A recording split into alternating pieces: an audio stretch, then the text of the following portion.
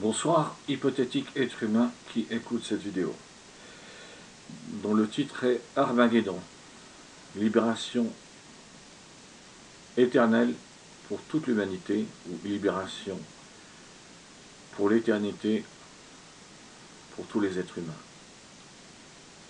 Dans les visions du royaume des cieux que j'ai eues, Armageddon, qui correspond à une apocalypse dans le sens commun du terme, c'est-à-dire à une catastrophe à l'échelle planétaire qui aurait pour objectif de détruire physiquement le monde humain tel qu'il existe et de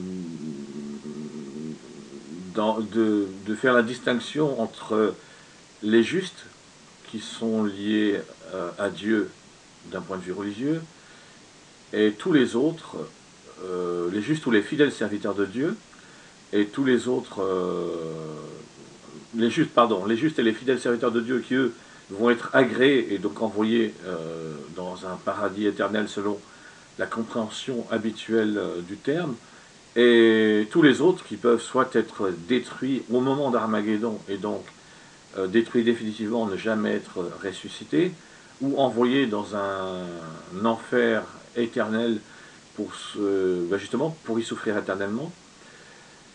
Toutes ces explications habituelles correspondent à ce que Cœur de Haine voudrait faire. C'est-à-dire que Cœur de Haine, s'il avait pu prendre le pouvoir dans le royaume des cieux, tous les êtres célestes vivant dans le royaume des cieux, qu'il considère comme étant ses ennemis, c'est-à-dire qu'ils s'opposent à lui, qu'ils refusent qu'il prenne le pouvoir dans le royaume des cieux, qu'il devienne le nouveau roi du royaume des cieux, eh bien il les aurait torturés éternellement. Pour certains d'entre eux, il en aurait tué d'autres. Ça, c'est la vision de Cœur de Haine. Alors que par rapport à l'aimé qui est la reine du royaume des cieux et à l'être originel qui est le roi du royaume des cieux, l'être originel qui est le roi du royaume des cieux est aussi l'amour personnifié. Pour eux, c'est totalement impossible. C'est totalement impossible parce que dans les valeurs de l'amour spirituel, faire souffrir une créature, c'est impossible. C'est-à-dire faire souffrir volontairement une créature, chercher volontairement à lui faire ressentir de la souffrance, c'est impossible. Et tuer une créature volontairement aussi est impossible. Donc, dans les visions du royaume des cieux que j'ai eues, Armageddon, ce n'est pas une apocalypse dans le sens commun du terme. Alors, bibliquement, le mot apocalypse, le mot français apocalypse, vient d'un mot grec qui signifie dévoilement ou révélation. Dévoilement dans le sens de quelque chose était caché et va être dévoilé, et révélation tout simplement dans le sens où il y avait quelque chose que les êtres humains ne savaient pas et qu'ils vont découvrir. Et donc, dans les visions du royaume des cieux que j'ai eues, le Armageddon, c'est une libération éternelle pour tous les êtres humains. Ce n'est pas une partie des êtres humains qui va être sauvée pour aller dans un paradis éternel et l'autre partie, a priori, l'écrasante majorité des êtres humains, va être soit détruite au moment d'Armageddon pour ne jamais être ressuscité, ou encore envoyé dans un enfer pour souffrir éternellement. Donc, ça n'a rien à voir avec ça. Dans les visions, ce que j'ai vu dans les ce que j'ai vu dans les visions du royaume des cieux que j'ai eu n'a rien à voir avec ça. C'est Armageddon, c'est un moment de libération pour toute l'humanité, avec un principe qui est que chaque groupe d'êtres humains va vivre sur une planète en particulier, tout simplement parce que de la même façon qu'il y a eu une division dans le royaume des cieux, qui a nécessité, une fois qu'il était clairement apparu qu'il était impossible pour la reine et le roi du royaume des cieux qui vivent dans les valeurs de l'amour spirituel, de ramener auprès d'eux, dans le cadre des valeurs de l'amour spirituel, tous les êtres célestes qui avaient rejeté les valeurs de l'amour spirituel. Une fois qu'il est clairement apparu que c'était devenu impossible, eh bien il y a une séparation obligatoire qui a dû se faire et pour toute l'éternité. Et ce qui est vrai, pour les êtres célestes vivant dans le royaume des cieux, et tout aussi vrai pour les êtres humains.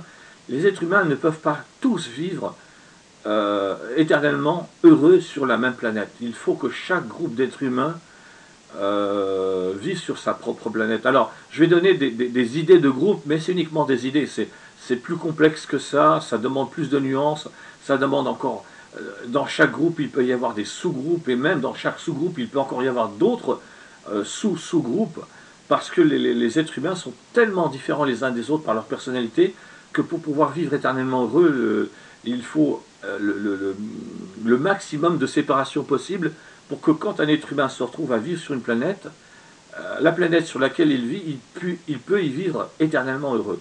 Donc je vais donner des exemples faciles à comprendre, mais qui sont uniquement des exemples.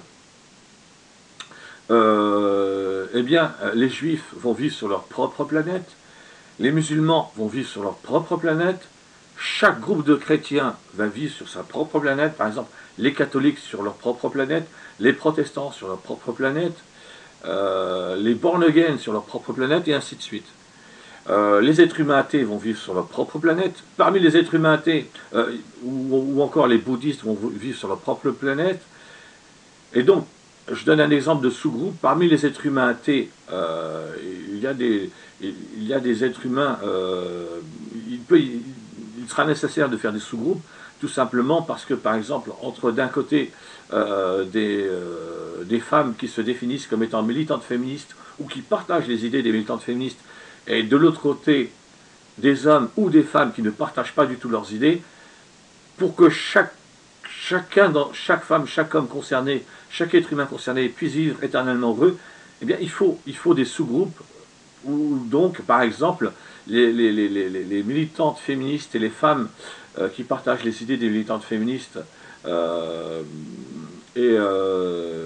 les hommes aussi qui partagent les idées des militantes féministes puissent vivre sur leur propre planète, et les femmes et les hommes qui ne partagent pas les idées des militantes féministes, par exemple, puissent vivre sur une autre planète qui sera aussi leur propre planète.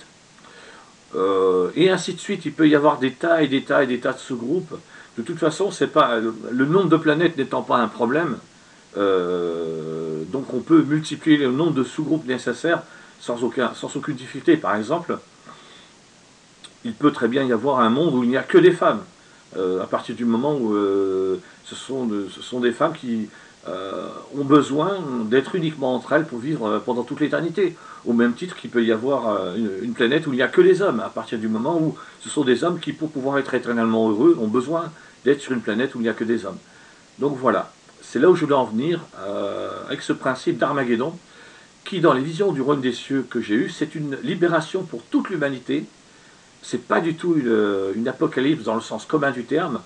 Je précise dans le sens commun du terme parce que le sens biblique, c'est-à-dire étymologique, le sens littéraire, n'a rien à voir avec le sens commun du terme. Je l'ai dit, je le répète, biblique dans le sens biblique, dans le sens étymologique, dans le sens littéraire, une apocalypse, c'est un dévoilement ou une révélation. Donc rien à voir avec une catastrophe à l'échelle planétaire. Je m'arrête là. Merci, hypothétique être humain, d'avoir écouté cette vidéo.